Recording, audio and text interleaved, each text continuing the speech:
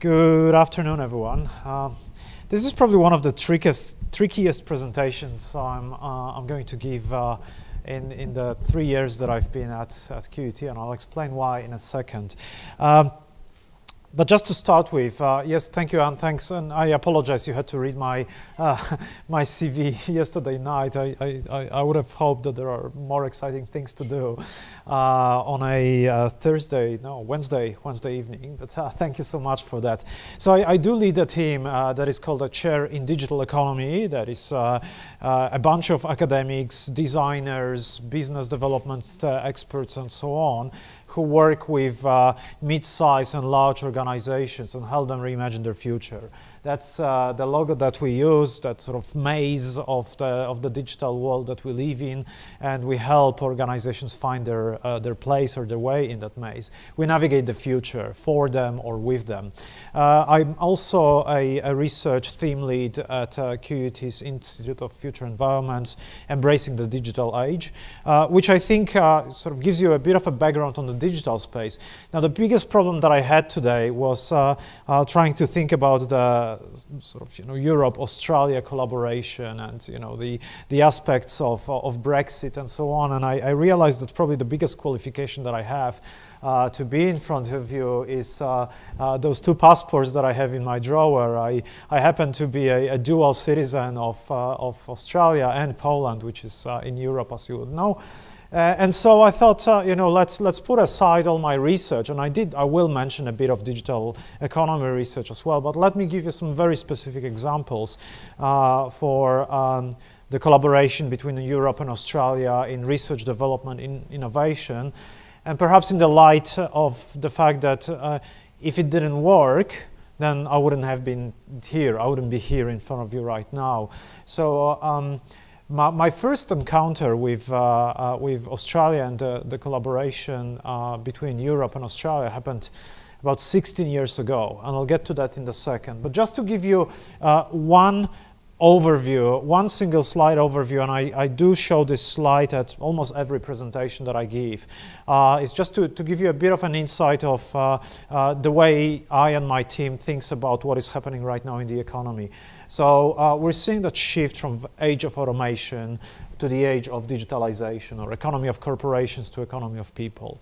And I'm sure you can all think about examples of that, where we see organizations shifting from being purely focused on economies of scale toward organizations that are thinking about mass personalization. So, it could still be high scale, but the products or services will be very, very different. A shift from organizations trying to improve or get rid of the highest costs to organizations that focus on revenue resilience, which means they try to stay resilient, try to not go underwater, if you will, when a revenue stream gets hit. They get up and sort of get back to work again, thanks to having multiple and very diverse revenue streams. So we're seeing fewer and fewer organizations that are very focused on just one thing that they're doing. They're looking at diversification of those. Typically in my presentations I go into details, but that's not the topic of the presentation. So if you're interested in this, follow up with me.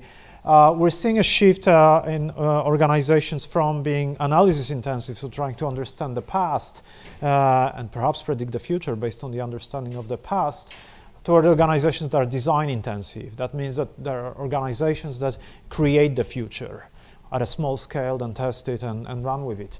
Why am I mentioning all of it?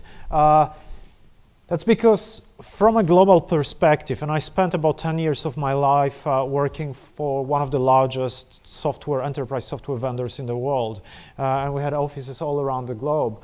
From our perspective back then, so it's before my QUT experience, we saw Australia as a place where we could test what's on the right of this slide. So those new areas of product or service delivery, new ways of delivering them. And I'll explain that in a second. I was an academic in Europe a while back, and by now it's, 13, 14 years ago, I was involved in very large European projects.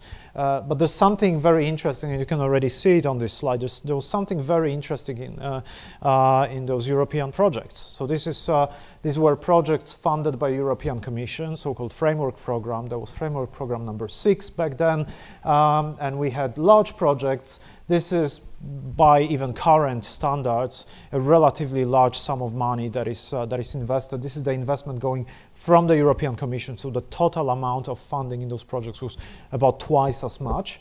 And what you're seeing here, Australia was actually a partner in the European projects. It was a very interesting model back then. I'm not aware of it being available anymore. It was a very interesting model back then where European universities and businesses could apply for funding and they could bring Australian partners on board.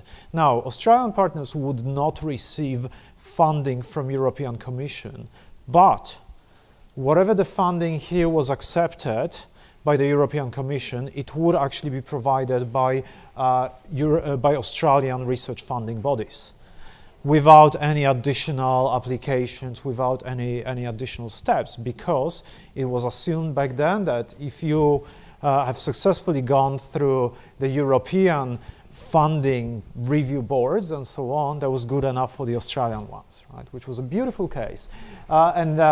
For me personally, and like I said, I really want to talk here also about my personal story here. For me personally, these projects opened an opportunity to work with Australian universities and Australian research partners, meet them all around Europe. We didn't, unfortunately, get to have our consortium meetings in Australia, but the Australians would come to Europe, and we would get together and work. The follow-up project that I had, relatively similar size, slightly different partners in terms of countries. This one also included not only Australian universities, but also Australian corporates. And one of those Australian corporates, SAP, a software company, in the middle of that project hired me to join the research team here in Brisbane. So in fact, I spent a couple of years in Brisbane working for a German enterprise software company that decided to set up a research office in Australia, right? Just think about the maze, the complexity of this, but it made a lot of sense for them, and I'll explain why. Right, so this is the German enterprise software company. These are all of the research offices that they had back then. Right now, the structure has changed a bit. The research is integrated within the entire company, so there are no specific research offices. There is a research team in Brisbane as well. They're just not called research anymore. But as you can see, they would have locations in Brisbane and Sydney, and in addition to all sorts of places around the world. Now, you might be asking yourselves, why would a German software company open a research office in Australia? There were actually two reasons there. I'll start with one, and I'll get to the other one later on. The one very important reason for that business to open an office in Brisbane was that SAP back then was looking into developing their expertise and leadership in business process management, BPM. And it happened that they recognized Brisbane as a place where there was a lot of experts in business process management. So they thought, let's open an office close to a university that has a globally unique expertise, and let's be close to that university, so that whenever there are any graduates that come out of this university, we can snatch them, we can hire them or have them as our interns and so on, and get better. And in fact, I was just sharing a story before the conference today. We had an intern. He was actually not from QUT. He was from University of Potsdam in Germany, who decided to come to to Brisbane, had some links to QUT, and in the end ended up working as an intern for SAP. Right now, that intern is the CEO of one of the most recognized business process modeling tools. And the students at QUT, if any of you had anything to do with BPM, the tool is called Signavio. The students of QUT learn to use that tool right now. So it was an interesting, story where it actually made sense to have an office in Australia. We had lots of fun at those corporate offices. This is not a photo from Australia anymore. I moved all around the world. I was based in Singapore for a bit.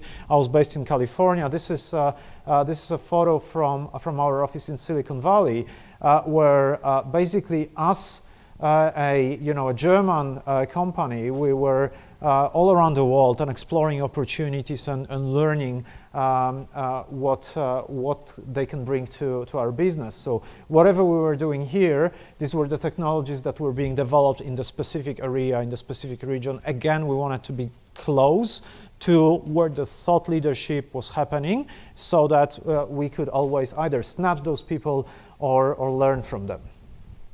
When in Australia, when at QUT, with that other passport that I showed you, I started to also look into developing some of the partnerships with Europe, and that's roughly where I am at the moment. Looks like I'm wearing the same tie on that photo, thankfully a different shirt.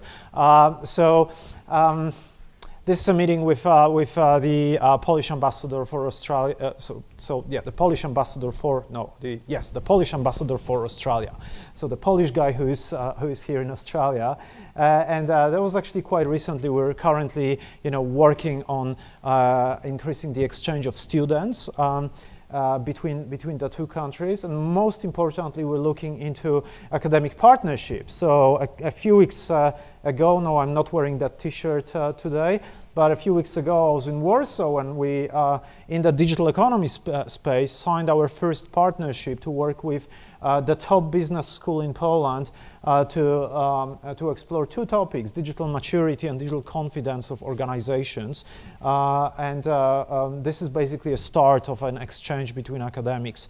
Nothing unusual when you think about it. A lot of universities have a lot of these types of exchanges. So again, I need to stress, this is my story. This is how how those dots get connected in what I've been doing, right? So from the enterprise world through to transferring those collaborations to universities. But also what we're doing, and this is possibly a bit unusual for most universities, namely, my team runs a lot of events.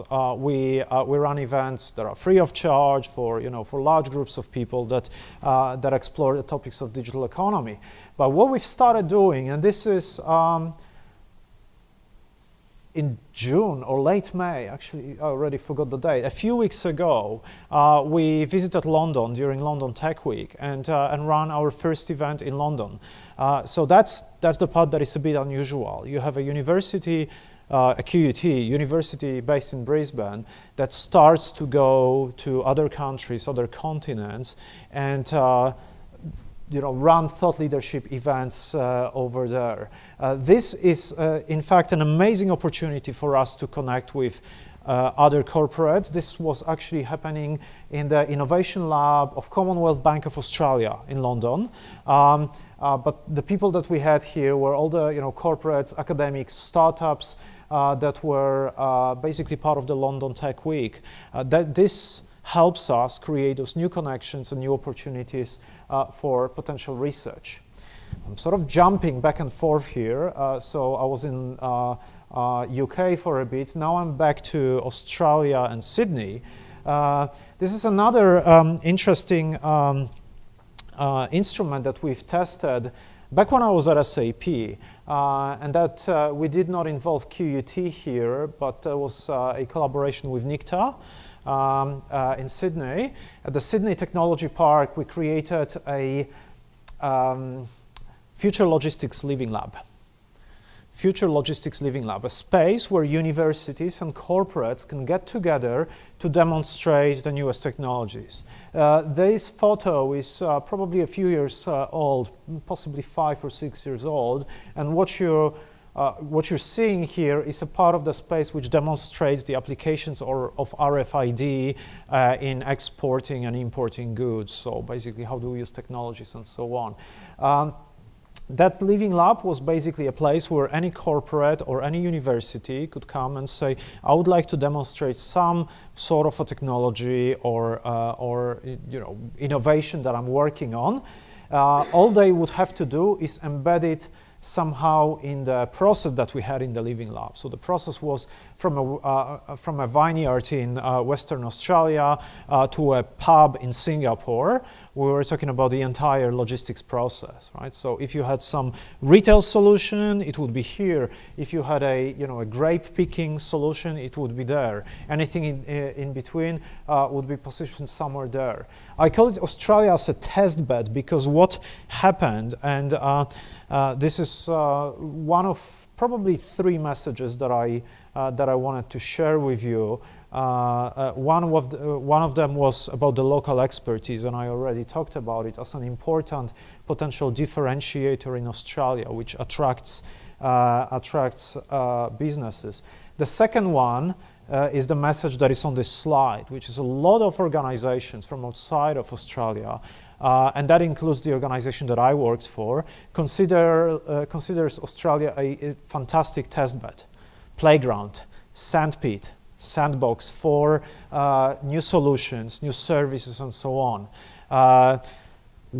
Australia is relatively small, which means in terms of population, in terms of number of corporations and so on, which means that if something goes wrong, the potential impact is relatively contained.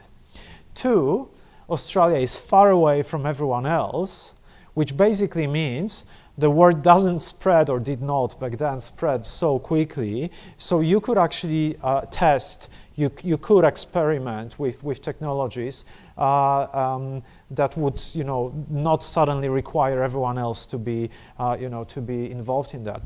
That's perhaps why, for instance, Facebook tests a lot of their new solutions in South America, where it happens that the communities there are a bit less connected to other continents and so on, right? So that would, I guess, be a similarity here, right? So this is my second message, that Australia could and should be considered by various organizations as a test bed. And this is my third message, and it really works. I called it research tourism, thought tourism, or R&D tourism. And there's nothing to be ashamed of. I know that I did leave it as a third of the 3 messages because I know we possibly don't like to think about the fact that people come to Australia, to do R&D, but mostly because it's such a beautiful place. But it is the reality. And again, I was sharing that before the event when I was running the research office here a long time ago. We were competing for the best interns globally to come to us, and the only competition really was Palo Alto. Now, Palo Alto in Silicon Valley, students wanted to go there because they wanted to be, in Silicon Valley, right? That's right next to every other business and so on.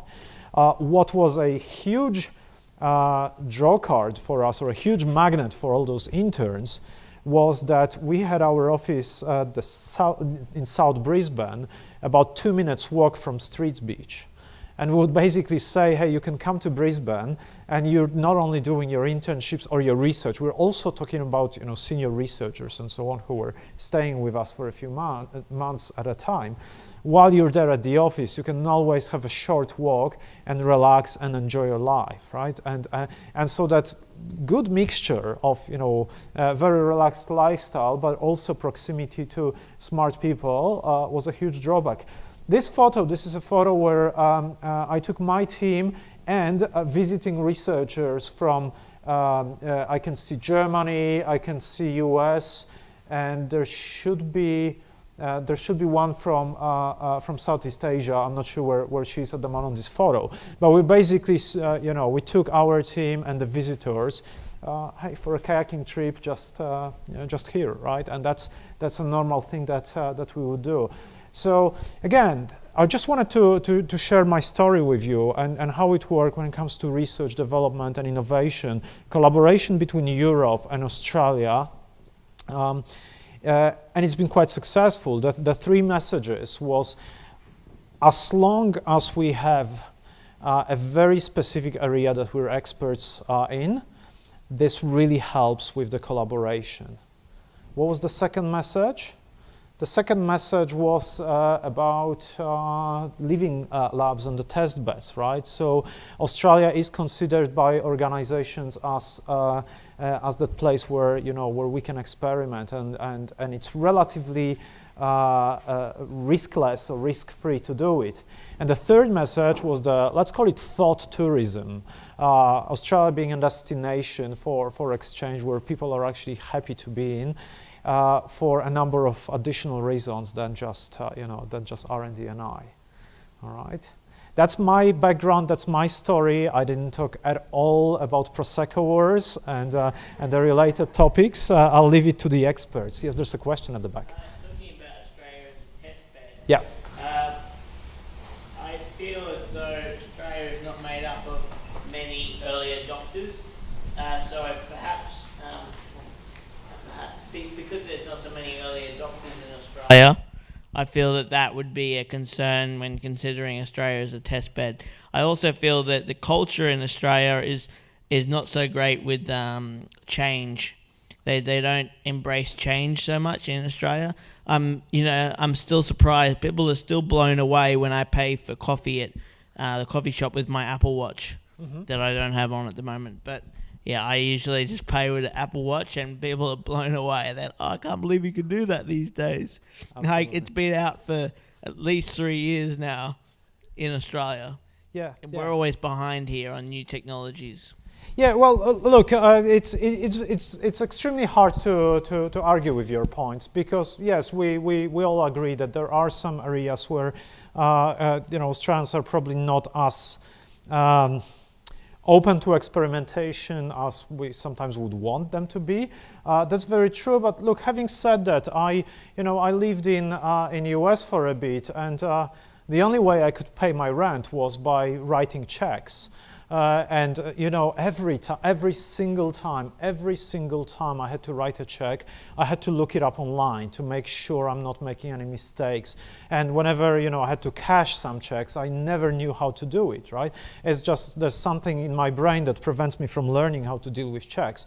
The reason I'm saying that is we are talking about Silicon Valley. I used to live in Mountain View, right? Renting, from a person who worked for, one of the largest corporations in Silicon Valley as well, right? And so I think we can always have those examples. Having said that, look, and there's only so much I can disclose, in fact, but I might want to make some hints.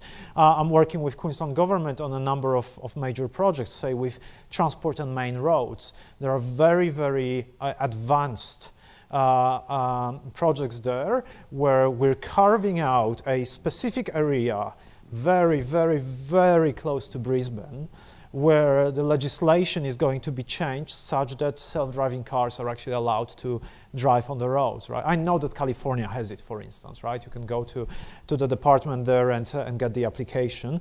But I think we're starting to catch up with that. And I do have to say, and this is a huge difference between Australia and, say, US, that in fact, when it comes to the government, here in the government, and I have no idea why, but here in the government, I do see people who are keen to innovate. They come to us and they say, hey, those induction loops that we have at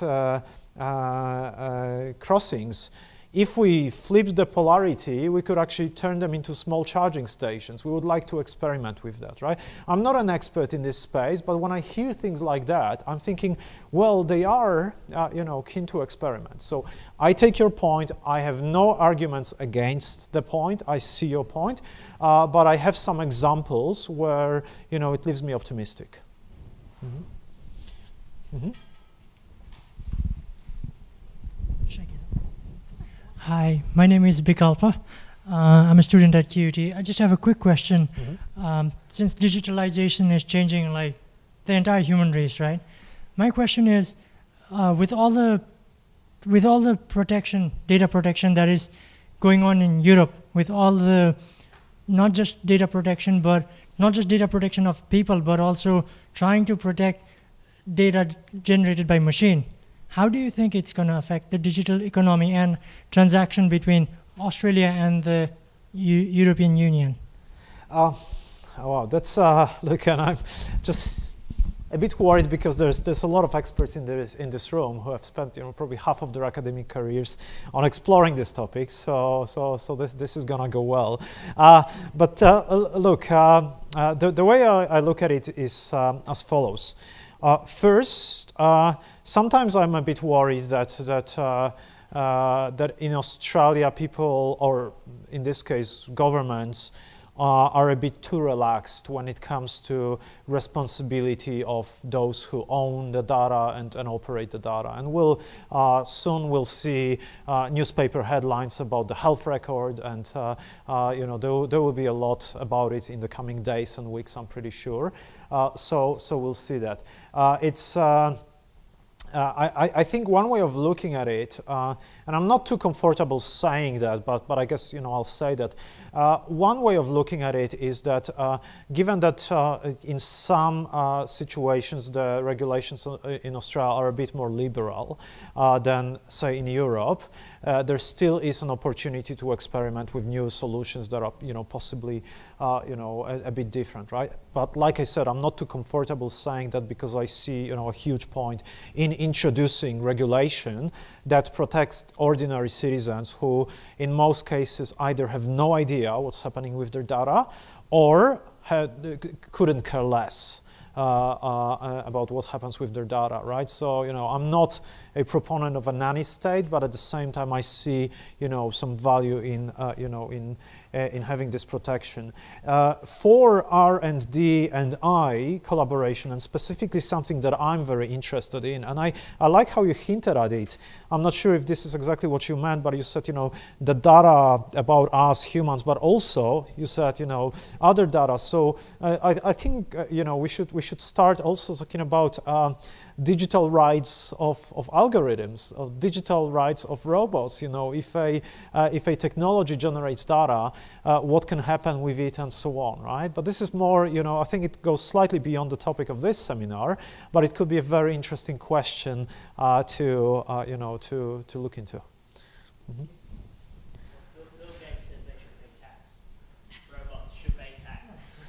Well, there is this story of Henry Ford inviting there's the story of Henry Ford inviting a head of labor unions to his highly automated production line and said, these guys are not going on strike, pointing at robots or those machines. But the labor union guy said, well, they also don't buy any cars, right? So you might need to think about humans and whether robots should pay tax. In fact, we did explore it with ATO. We have a research report that looks deeply into the topic of whether robots should pay tax. Yeah.